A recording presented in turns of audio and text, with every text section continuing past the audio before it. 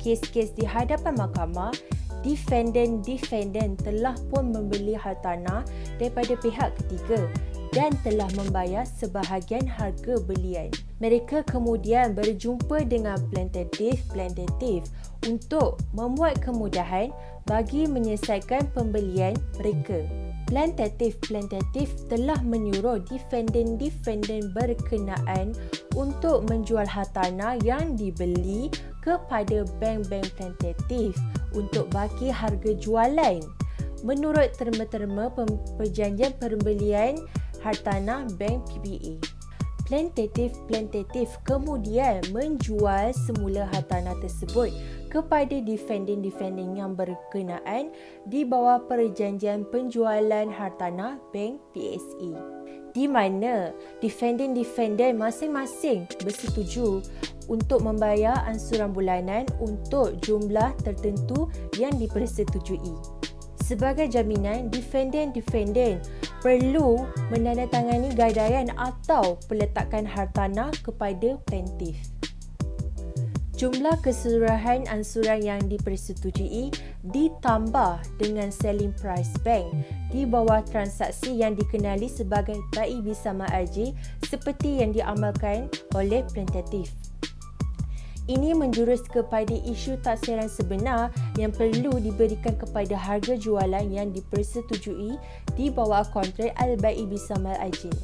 Di dalam kes Arab Malaysia Finance versus Taman Ehsan Jaya Sendirian Berhad, Majlis Penasihat Syariah seolah-olah tiada kuasa, malahan didakwa meluluskan kontrak yang bertentangan dengan syariat Islam. Ini kerana mahkamah sewenang-wenangnya menyimpulkan bahawa kontrak bai bersama AJ ini yang digunakan dalam perbankan Islam tidak menepati sepenuhnya syariat Islam kerana hanya mazhab Syafi'i sahaja yang menerima manakala bukan semuanya menerima. Dengan demikian, mahkamah telah memutuskan bahawa kontrak bai bersama AJ ini tidak sah kerana tidak menepati tafsiran perniagaan bank Islam, iaitu tidak menepati elemen-elemen yang diluluskan oleh agama Islam yang telah disebutkan dalam Seksyen 2 Akta Bank Islam 1983. Kes ini menjadi pertikaian banyak pihak apabila hal yang melibatkan undang-undang Islam telah diputuskan oleh hakim mahkamah sivil dan bukannya hakim yang pakar dalam bidang perundangan Islam. Ini menunjukkan konflik apabila kes berkaitan sistem kewangan Islam terletak di bawah bidang kuasa mahkamah sivil. Untuk perkara yang seterusnya adalah berikan solusi atau cadangan bagi topik yang diberikan. Jadi cadangan pertama adalah kontrak BBA yang ditawarkan kepada umat Islam tidak boleh bertentangan dengan agama Islam, dan isu sama ada konsep BBA ini selaras dengan agama Islam ditentukan bukan hanya dengan merujuk perjanjian penjualan harta tanah semata-mata, tetapi dengan memahami ia melebihi perjanjian tersebut untuk menentukan sama ada fakta sebenar kes dan isu urus niaga antara pihak yang terlibat. Selanjutnya, penentuan kontrak ABA dibuat dengan merujuk kepada sumber utama undang-undang Islam, iaitu Al-Quran dan Hadis, dan bukan hanya merujuk kepada pandangan mazhab tertentu sahaja. Dalam kes tersebut dan beberapa kes yang lain, mahkamah berpendapat bahawa bank membeli harta itu terus dari pelanggannya dan kemudian menjual kembali harta yang sama kepada pelanggan dengan pembayaran tertangguh pada harga yang lebih tinggi. Secara keseluruhan, penjualan seperti itu bukanlah penjualan bona fide dalam istilah law yang mana sahih atau benar, tetapi ia merupakan transaksi pembiayaan. Oleh itu, apabila muncul ketidakadilan seperti di dalam kes di atas, mahkamah berhak menggunakan prinsip yang adil untuk menghapuskan ketidakadilan tersebut. Cadangan yang kedua pula adalah menggantikan kontrak BBA dengan tawarruk dan musyarakah mutlak kisah. Keputusan hakim pada dasarnya berpendapat bahawa kontrak BBA ini tidak lagi boleh digunakan atau tidak sah, walaupun pada ketika itu BBA adalah kontrak kewangan Islam yang paling banyak digunakan di Malaysia. Keputusan kes ini menunjukkan bahawa bank yang menawarkan servis kewangan Islam menggunakan BBA tidak boleh beroperasi sebagai pemodal semata-mata, tetapi sebaliknya mesti memahami pelanggannya dengan cara membeli harta tanah dari pemaju atau penjual dan bukan dari pelanggan. Kes ini juga menunjukkan bahawa agar prinsip syariah selaras dengan Islam, ia mesti diterima dan tidak bertentangan dengan keempat-empat mazhab pemikiran Islam. Perkara yang seterusnya adalah perkara yang ketiga, yang di mana apakah yang dipelajari daripada projek yang dilakukan. Saya akan bincangkan dari dua sudut. Yang pertama adalah dari sudut kes Arab Malaysia Berhad versus Taman Ihsan Jaya tahun 2008 itu sendiri, yang di mana ketika menangani kes yang melibatkan kegunaan pembiayaan Islam, Mahkamah Sivil berfungsi dengan jelas sebagai Mahkamah Sivil dan tidak menjadi Mahkamah Syariah. Fungsi Mahkamah Sivil dalam hal ini adalah untuk membuat keputusan yang dipertimbangkan secara adil mengikut undang-undang dan tidak menerapkan undang-undang Islam seolah-olah ia adalah Mahkamah Syariah. Fungsinya adalah untuk mengkaji penerapan konsep Islam dan memastikan bahawa transaksi-transaksi dalam kes-kes sebelum itu tidak melibatkan unsur yang tidak dipersetujui dalam Islam. Dalam pembiayaan Islam, tidak ada yang melarang pembiayaan pinjaman.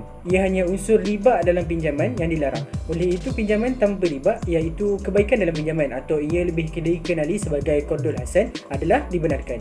Yang kedua, daripada sudut keseluruhan tajuk mengenai kontrak BIB Taman Ajin, secara umumnya kontrak BBA ini sah untuk dijalankan kerana ianya mematuhi syariat Islam. BBA ini juga dikenali sebagai perjanjian pembiayaan yang mana kontraknya berlainan dengan proses yang dilakukan oleh konsep komisionan.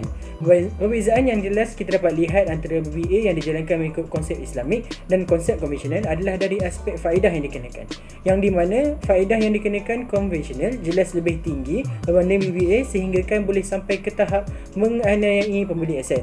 BBA ini juga terdapat kontrak yang boleh menggantikannya, iaitu tawarruk dan juga musyarakah mutaran kisah, yang mana dua kontrak ini lebih up to date, yang lebih mengikut kepada peredaran masa. Kewujudan sistem bank Islamik ini lebih kepada membantu dan memudahkan kehidupan pengguna supaya tidak terlalu berharap kepada sistem bank konvensional sahaja, yang kita tahu bahawa sistem bank konvensional mengenakan faedah yang tinggi yang menyebabkan kenaikan kos salari.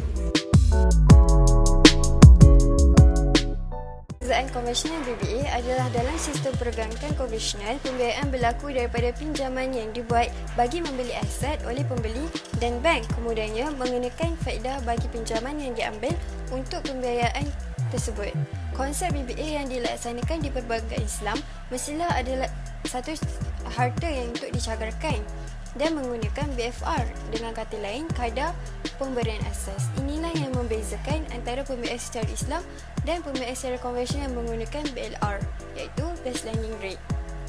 Selain itu, BBA tidak bercampur dengan unsur buy al-inah yang hanya tertumpu pada kad kredit saja, tapi mengandungi prinsip muamalah yang lain. Selain itu, kita boleh lihat dari perbezaan dari segi faedah bagi pinjaman konvensional dan keuntungan BBA. Konvensional, faedah dikira dengan dikenakan berdasarkan penggabungan faedah dan prinsipal, manakala pengiraan kontrak BBA adalah keuntungan dikenakan berdasarkan prinsipal tertunggak sahaja tanpa unsur penggabungan yang terlibat. Oleh kerana sifat tidak dikompaun, jumlah keuntungan yang perlu dibayar untuk pembiayaan akan jauh lebih rendah berbanding dengan pembayaran pinjaman rumah lewat mungkin dikenakan cas yang lebih murah. Seterusnya, kita lihat daripada perbezaan penalti untuk penyelesaian awal. Bagi pinjaman konvensional, banyak bank mengenakan denda kepada peminjam bank sekiranya menyelesaikan pembayaran lebih awal. Berbeza dengan kontrak BBA, bank-bank tidak mengenakan kepada peminjam sekiranya mereka ingin menyelesaikan lebih awal ke penerimaan ribat. Untuk pinjaman konvensional pula, peminjam tidak menerima ribat ketika mereka menyelesaikan lebih awal, tetapi mereka cuba melunaskan baki yang belum dibayar dengan jumlah penalti untuk penyelesaian awal. Bagi kontrak BBA, potongan harga ibrah pada harga jualan yang setara dengan keuntungan masa depan yang tidak direalisasikan. Dan akhir sekali ialah dari segi pengecualian duty stamp untuk pembiayaan semula pinjaman perumahan.